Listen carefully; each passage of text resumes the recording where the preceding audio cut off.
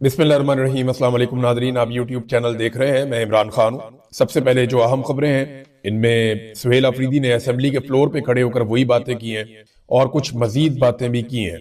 यानी सुहेल अफरीदी को ये जो मौका दिया एस्टेब्लिशमेंट ने, बंद कमरों के फैसलों में गलतियां हो जाती हैं अक्सर, क्योंकि आप चंद लोगों की जो अक्ल और दानिश है वो पूरी कौम के शऊर का मुकाबला नहीं कर सकती। अवाम का शऊर किसी और लेवल का होता है। चंद लोग कभी भी दुरुस्त फैसला नहीं करते, उनके मफादात उनके सामने आ जाते हैं। इसी तरह हुआ जब बंद कमरों में फैसले किए गए और पहले एक ऑपरेशन का आगाज किया गया, उसके लिए जिद की गई, उसके लिए माहौल बनाया गया, और जब ऑपरेशन शुरू करने के लिए लोगों को जबरदस्ती इनखला करने के लिए मजबूर किया गया, तो उसके बाद जो मनाजिर आए पूरी दुनिया ने देखे, ये उन मनाजिर से डर गए और डर के इन्होंने फौरी तौर पे उसको डिसोन कर दिया। अब सबूत सारे ग्राउंड पे पड़े हुए हैं और ये कह रहे हैं जनाब हम इसके अंदर शामिल नहीं है।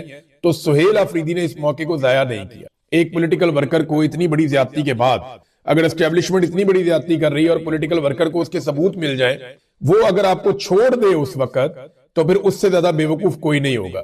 तो मुझे नहीं लगता कि सुहेल अफरीदी या उनके साथी ये मौका जाया करेंगे। सुहेल अफरीदी ने असेंबली को एक बार फिर बताया कि खैबर पख्तूनख्वा में दहशतगर्द लाए गए, ये आए नहीं है। हमने मना किया, लंदन प्लान के तहत रजीम तब्दील किया गया। हमने इन्हें बताया था कि पख्तूनों का सर का सौदा किया जा रहा है। ये जो प्रेस रिलीज जारी की गई है वफाकी हुकूमत की जानिब से, ये एक सूबे के साथ तसादुम का परवाना है। अगर कल तक माफी ना मांगी गई और ये प्रेस रिलीज वापस ना ली गई, तो मैं अपनी अफरीदी कौम के पास एतवार को जाऊंगा और तमाम पश्तूनों का जरगा बुलाऊंगा। मुझे डराया और धमकाया गया, मगर मैं अपने मौकिफ से एक कदम भी पीछे नहीं हटा। मुझे खराब करने के लिए तीरा में जबरदस्ती इनखला करवाया गया, मगर जब मैं वहां गया तो मुझे लोगों ने प्यार दिया। पाकिस्तान के इदारों को पाकिस्तान की कोई फिक्र नहीं है। वो इमरान खान और पाकिस्तान तहरीक इंसाफ को खत्म करने पर लगे हुए, मगर दूसरी तरफ पाकिस्तान ही खत्म हो रहा है। ये वाकई पाकिस्तान की फौज पाकिस्तान के साथ ज्यादती कर रही है। फौजी की आदत मैं बोलता हूँ, फौजी बेचारे का तो कोई इतना वो सुनता ही नहीं है, बात नहीं सुनता उसकी, वो तो लड़ने के लिए रखा हुआ है। मैं फौजी की आदत की बात कर रहा हूँ, वो वाकई पाकिस्तान को तबाह करने पे तुले हुए। 70 साल वो तजर्बे उन्होंने पाकिस्तान के साथ कर दिए कि कोई अपने दुश्मन के साथ भी ना करे। इन्होंने कहा जी, उन्होंने ये जो प्रेस रिलीज जारी की है ना, इस हवाले से सुहेल अफरीदी ने एक और बड़ी इंपॉर्टेंट बात की। एक तरफ सूबे के तमाम अवाम, सियासी और मजहबी जमातों और हर मकतबा फिक्र के लोगों ने कहा कि मिलिट्री ऑपरेशन किसी मसले का हल नहीं है। दूसरी जानिब से ये लोगों को जबरी इनखला पर मजबूर करते हैं, उस वक्त मजबूर करते हैं जब बर्फबारी हो रही है। मैं चीखता रहा, चिल्लाता रहा कि इस वक्त जहां आप फौजी ऑपरेशन करने जा रहे हैं, वहां पर जानवर भी जिंदा नहीं रह सकते। आपका इरादा दहशतगर्दी खात्मा करने का नहीं है, बल्कि सूबाई हुकूमत या मुझे नीचा दिखाने का आपका इरादा। आप ये ना करें, लोगों के साथ ज्यादती ना करें। सुहेल अफरीदी ये बता रहा है कि मैंने बहुत दफा कहा है और मैं इन्हें कहता रहा, लेकिन उन्हें पाकिस्तान की फिक्र ही कोई नहीं है। वो पीटीआई को खत्म करने के चक्कर में पाकिस्तान को ही खत्म करते चले जा रहे हैं। फिर उन्होंने कहा, इन्होंने जो ये प्रेस रिलीज जारी की है ना, इसके जरिए से इन्होंने ये जो जरगा बना हुआ था 24 रुकनी, जिसके अंदर वो एक कमेटी थी, जरगा था 24 रुकनी, वो 24 लोगों को जो है उनके डेथ वारंट इन्होंने इशू कर दिए। अब देखे ना, लोगों ने तो उन 24 लोगों की बात सुनी जो उस जरगे में शामिल थे, और उस जरगे में हमेशा कोर कमांडर पेशावर और आईजीएफसी शामिल होते थे, और उन्होंने ये फैसला करवाया। अब सुहेल अफरीदी कहते हैं कि इन्होंने प्रेस रिलीज जारी करके 24 रुकनी जरगा कमेटी के डेथ वारंट जारी कर दिए। लोग इन 24 लोगों को अपना दुश्मन समझेंगे। उन्होंने कहा था कि निकलो यहां से, वादिये तीरा से। इनसे बंद कमरों के फैसले में गलती हो गई, इनसे शदीद बर्फबारी में गलती हो गई। कोर कमांडर पेशावर और आईजीएफसी हर मीटिंग का हिस्सा रहे हैं, उन पर भी अदम एतमाद कर दिया गया। यानी ये तो वो खुद बेचारे कोर कमांडर भी कहता था, वो भी कहता था, आईजीएफसी भी। तो जब ये दोनों भी कहते थे तो फिर इनके ऊपर भी अदम एतमाद कर दिया ना। ये भी उसी जरगा और उसी कमेटी का हिस्सा थे, और वो कोई जरगा या कमेटी खैबर पख्तूनख्वा की गवर्नमेंट ने तो नहीं बनाई थी। देखिए, वादिये तीरा के लोग निकले क्यों? अब इसको ना इब्हाम पैदा किया जा रहा है कि जनाब फिर वो ना निकलते अगर कमेटी ने या जरगे ने कहा था। और भाई, जरगे का मतलब था कोर कमांडर पेशावर, जरगे का मतलब था वफाकी हुकूमत, जरगे का मतलब था पाकिस्तान की फौज, क्योंकि हमेशा ये इसी तरह इनखला करवाते हैं। और जब इनखला नहीं होता तो उसका नतीजा क्या निकलता है? वादिये तीरा में जेट तैयारों से एक मरतबा नहीं, कई मरतबा बमबारी की गई है। औरतों और बच्चों की लाशें सड़कों पे पड़ी रही हैं कई कई दिन वादिये तीरा में, और ये पहले भी रिपोर्ट हो चुका है। ये कोई नई बात नहीं है। फजल रहमान साहब ने इस पे आवाज उठाई है, पीटीएम ने इस पे आवाज उठाई है, पीटीआई ने इस पे आवाज उठाई है, एएनपी ने इस पे आवाज उठाई है। खैबर पख्तूनख्वा की हर पॉलिटिकल पार्टी इस पे बात कर चुकी है कि वादिये तीरा में लाशें औरतों की और बच्चों की सड़कों पे पड़ी हैं। एक एक हमले में एक एक खानदान के 20-20 लोग मारे जाते हैं। तो जब उन्हें ये कहा जाता है कि यहां से निकलो क्योंकि ऑपरेशन शुरू होने लगा है, तो फिर वो क्या करें बेचारे, वो वहां से जाएंगे ही ना।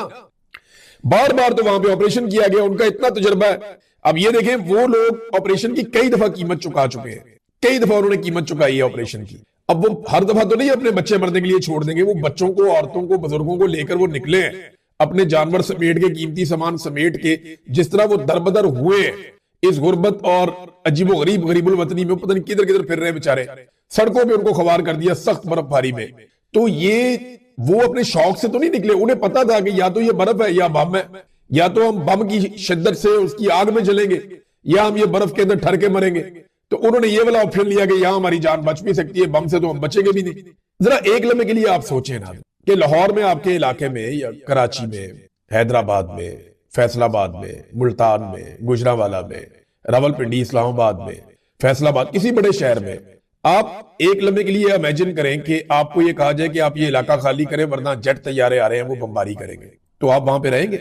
या यहाँ पे ऑपरेशन होने वाला है जनाब, मिलिट्री ऑपरेशन, जिस घर की लाइट जलेगी उस पर बम ही आएगा, तो आप वहां पे रहेंगे? सवाल ही पैदा नहीं होता। आप अपने बच्चों को लेकर निकल जाएंगे। यही हुआ वादी तीरा के लोगों के साथ। इससे पहले यहाँ पे खैबर वन ऑपरेशन किया गया 2014 में।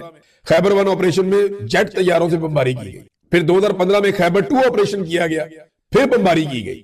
फिर 2017 में फिर ऑपरेशन किया गया वहां पे, और उस वक्त जो फौज के तर्जुमान है उन्होंने ये कहा था बाकायदा प्रेस कॉन्फ्रेंस करते हुए कि वादी तीरा में हमने 100% क्लियर कर दिया है, एक भी दहशतगर्द आज वहां पे बाकी नहीं है। इन्होंने ये क्लेम किया था। दहशतगर्द कहां से आ गया? ये वही बात है ना, सुहेल अफरीदी कह रहा है, मुराद सईद कह रहा है कि हम इन्हें मना कर रहे थे कि खुदा का वास्ता ना लेकर आओ, हमारे सरों का सौदा ना करो, और ये फिर दहशतगर्द दोबारा लेकर आ गया।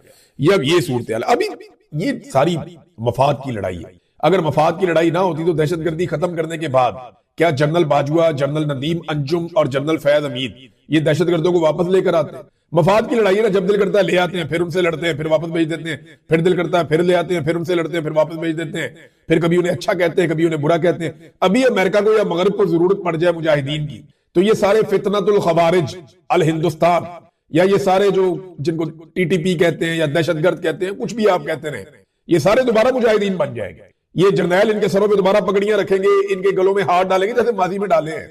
हमारे जर्नैलों ने दहशतगर्दों के गले में हार डाले हैं, एक दफा नहीं कई दफा डाले, और फिर उनके साथ लड़ाइयां भी की हैं।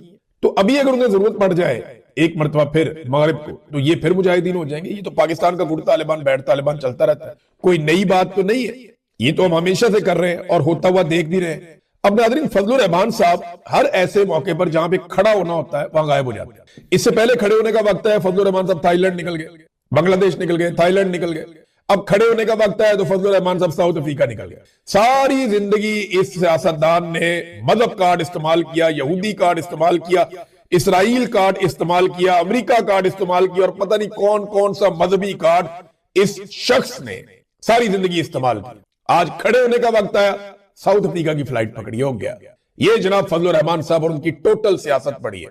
इमरान खान के दौर में इसकी भड़कें खत्म नहीं होती थी, बहुत चिल्लाकर ऊंची आवाज में चीख कर फजलुर रहमान साहब बोलते थे, और आज फजलुर रहमान साहब मेमने की तरह बोलते हैं, बहुत आहिस्ता आवाज में, धीमी आवाज में, और फिर फ्लाइट पकड़ के निकल जाते हैं। 27वीं तरमीम और थी, फिर निकल गए थे।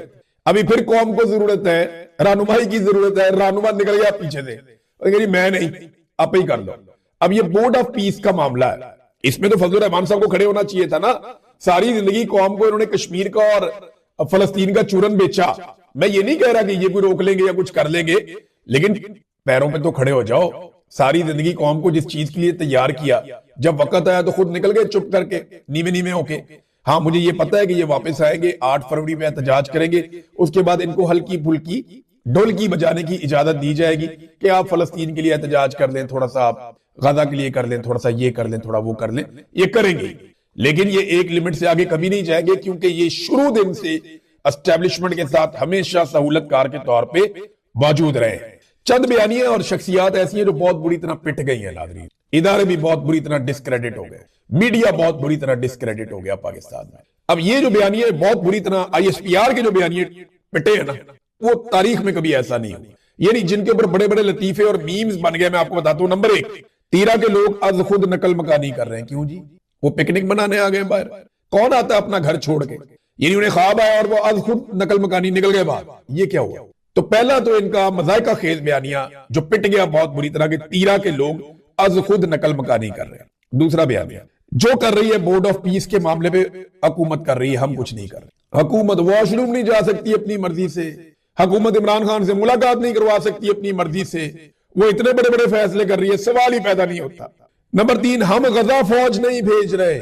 ये बयानिया भी पिट गया, पाकिस्तान में कोई मानने को तैयार नहीं। इनको ट्रंप ने ऑर्डर देना है, इन्होंने फौज सबसे पहले भेजनी। नंबर 4, गजा और फलस्तीन हमारी रेड लाइन है। नंबर 5, हमास को गैर मुसल्ला करना हमारी रेड लाइन है। ताड़ी रेड लाइन तो रोजाना ठुड्डे मार रहे हैं डोनाल्ड ट्रंप। DGISPR कहते हैं कि हमास को गैर मुसल्ला करना हमारी रेड लाइन है।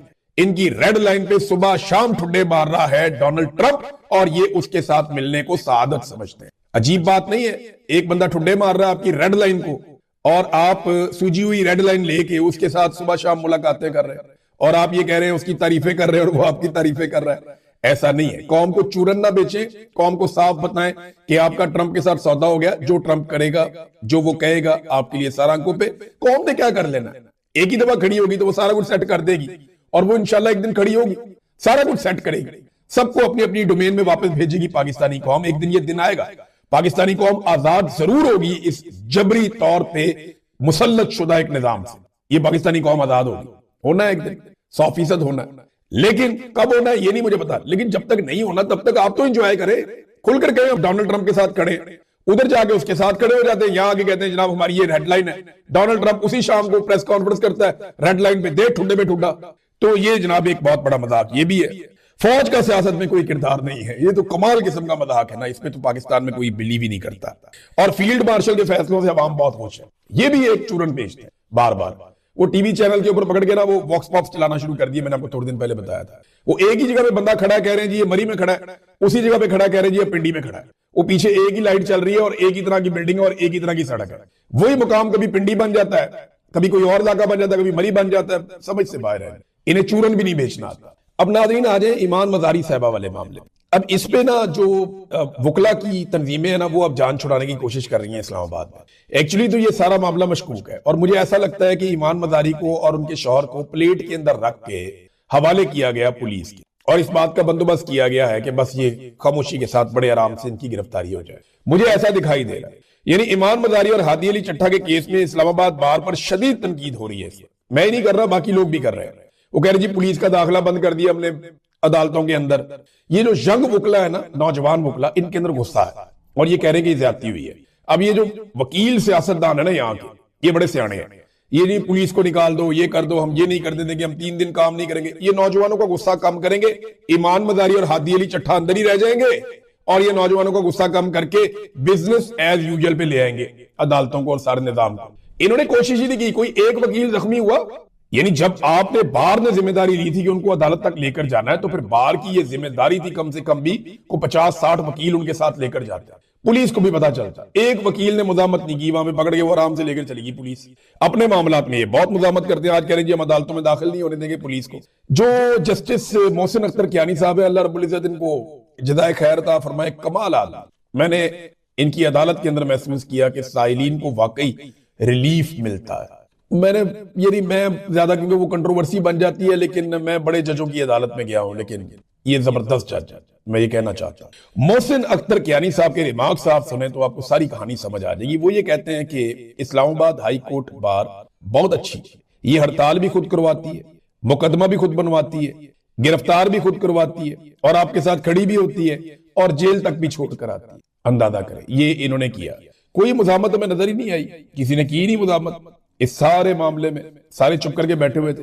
अब नाजरीन आ जाए आप बसंत की बाकायदा अब इश्तिहारबाजी शुरू हो गई है, फोटोग्राफी अखबारात में की जा रही है। नवाज शरीफ का शक्ल लगाई जा रही है मरियम नवाज की बसंत के हवाले से, और क्योंकि फरमाइशी बसंत है ताकि नौजवानों की तवज्जो हट जाए इमरान खान से। आप देखेंगे बसंत वाले दिन नौजवान आपकी तवज्जो इमरान खान की तरफ मबजूल करवाएंगे। तो जनाब हम तो खुशियां बांट रहे हैं, अखबारात के अंदर फोटोग्राफी कर रहे हैं, कौम का पैसा जाया कर रहे हैं कि जनाब हमने बसंत मनानी है 3 दिन के लिए लाहौर में। लोग इमरान खान के तस्वीर वाली, उसके नाम वाली, उसके कैदी नंबर वाली, लोग पाकिस्तान तहरीक इंसाफ के झंडे वाली पतंगे उड़ाएंगे। सरकार भी बड़े पैमाने पे अपनी पतंगे बनाकर देगी कि जनाब ये पतंगे उड़ाओ। तो ये मुकाबला चलेगा, कौम का वक्त और पैसा जाया होगा। बसंत मनाना एक अच्छी बात है, लेकिन ये एक ऑर्गेनिक त्योहार था, इसको उसी तरह होना चाहिए जैसे ये था। मुझे तो पतंगबाजी बहुत पसंद है, मुझे तो जुनून की हद तक पसंद है पतंगबाजी, लेकिन ये गले नहीं कटने चाहिए। अब पाकिस्तान तहरीक इंसाफ को नीचा दिखाने के लिए 8 फरवरी पे ये पतंगबाजी का रखा गया। पूरा पाकिस्तान तो पाकिस्तान तहरीक इंसाफ बंद करने की कोशिश करेगी, लेकिन लाहौर में उनके बाद एक मौका है कि हर तरफ पाकिस्तान तहरीक इंसाफ के झंडे उड़ा दें, इमरान खान साहब की तस्वीरें उड़ा दें। तो ये इस मौके से लाहौर के शहरी फायदा उठाते हैं, नहीं ये हम देखेंगे उस दिन। लेकिन मुझे ये पता चला कि अंदर खाते बड़े पैमाने पर ये पतंगे बना रहे हैं और हुकूमत ने क्रैकडाउन का फैसला भी किया हुआ है। पंजाब हुकूमत ने बसंत के मौका पर जो बेहुदा किस्म के घटिया किस्म के गाने हैं उनकी एक लिस्ट जारी की, लगभग 130 के करीब गाने। मैं हैरान रह गया कि इतनी ज्यादा गाने गंदे पाकिस्तान के अंदर आ गए, बहुत ही बेहुदा गाने हैं, वो आपको बयान भी नहीं किया जा सकता, बड़े गंदे गाने हो। तो पंजाब हुकूमत ने उनकी एक लिस्ट जारी कर दी कि बसंत पे ये नहीं चलाने, डेक लगा के। अब इंटरेस्टिंग बात बताता हूं कि इसमें नकदा कोका भी उन्होंने शामिल कर दिया, हालांकि उसमें कोई बेहुदा बात नहीं, सिर्फ इमरान खान की तारीफ है। ये निजाम इमरान खान से इतना डरा हुआ है, इतना सहमा हुआ है कि इन्होंने नकदा कोका उठा के जू मानी और जो गंदे और बेहुदा गाने थे उनकी कैटेगरी के अंदर रख दिए। इस तरह तो नवाज शरीफ का वो हमारे सबके दिलों की धड़कन नवाज शरीफ, ये उठा के रख दो, और शेर वाला भी उठा के रख दो, मरियम नवाज को बने हुए गाने गुने वो भी उठा के रख दो। अगर पॉलिटिकल अपोनेंट्स को ही ऐसे दबाना है तो फिर आप ये करके रख देते, कर लेते ना। ये भी ये इनका खौफ जाहिर करता है, इनका खौफ ये बता रहा है। देखिए आप, ये एक नौजवान को दोबारा अगवा किया गया, ये अनीस सत्ती, आपको याद होंगे अनीस सत्ती, जिनके वालिद की आंखें आज भी मुझे वो, मैं जब कभी अनीस सत्ती का नाम आता तो उनके वालिद की आंखें मेरे सामने आ जाती, मुझे बहुत तकलीफ होती है। इतना दर्द था उन आंखों में, इतनी तकलीफ थी कि जवान बेटे को शहीद कर दिया गया था डी चौक में 26 नवंबर 2024 को, यानी लगभग 1.5 साल हो गया, 1.25 साल। मुझे वो आंखें ही नहीं भूलती, उनके वालिद की सुर्ख आंखें, बहुत तकलीफ थी उनमें, बहुत गम था उनमें। अनीस सत्ती के भाई हैं आसिम सत्ती, उन्हें 23 जनवरी को अगवा किया जाता है, बदतरीन तशद्दुद का निशाना बनाया जाता है और बाद में टेक्सला के करीब अगवाकार उन्हें फेंक कर भाग जाता है, सिर्फ इसलिए कि मुकदमा न लड़ो, सिर्फ इसलिए कि आवाज मत उठाओ, सिर्फ इसलिए कि बैनुल अक़वामी फोरम्स पर आवाज मत उठाओ। आप किस किस को चुप कराएंगे, किस किस को कुचलेंगे, आप किस किस के साथ आप जुल्म करेंगे। ये हर जुल्म का हिसाब आपको यहां भी देना पड़ेगा और हर जुल्म का हिसाब आपको जाकर आखिरत के मैदान में अल्लाह रब्बुल इज्जत के सामने भी देना। ये सारे मजलूम आपको गिरेबान से पकड़ेंगे, किस किस से अपना गिरेबान छुड़ाओगे। इनके साथ बहुत बुरी होने वाली। आईएसआई के ऑफिसर्स, एमआई के ऑफिसर्स मार मार के पाकिस्तानियों को थक गए, मार मार के थक गए, वो और तगड़े होते जा रहे हैं, और तगड़े होते जा रहे हैं। एक पॉलिटिकल पार्टी जिसे लोग मम्मी डैडी पॉलिटिकल पार्टी कहते थे, आज वो रेजिलियंस की अलामत बन गई है पाकिस्तान में। और तहरीके लब्बैक जैसी हार्डकोर जमात जो है वो एक दिन के एक पैर में खत्म हो गई, कोई नाम लेना नहीं। तो पता चला जनाब कि कल उनका एक भाई पकड़ा गया, गिरफ्तार हुआ, कोई उसका ही नहीं, किसी की आवाज ही नहीं आई। इतनी हार्डकोर पॉलिटिकल पार्टी, मजहबी जनूनियत की तरह उनका था, वो खत्म हो गई दिन के एक पैर में। जबकि पाकिस्तान तहरीके इंसाफ पिछले 4 साल में खत्म नहीं हो रही, एक मम्मी डैडी पॉलिटिकल पार्टी को लोहे की पार्टी में कन्वर्ट कर, आयरन बना दिया उसे पकड़, और ये पाकिस्तान तहरीके इंसाफ बन गई। अब आप जितना पाकिस्तानियों को मारेंगे, जितना मारेंगे, ये उतने मजबूत होते जाएंगे। ये ट्रेंड हो रहे हैं अपनी उस लड़ाई के लिए जो इन्होंने आपके साथ लड़नी है, और जल्द लड़ेंगे इंशाअल्लाह। अब तक के लिए इतनी, अपना ख्याल रखिएगा, अपने चैनल का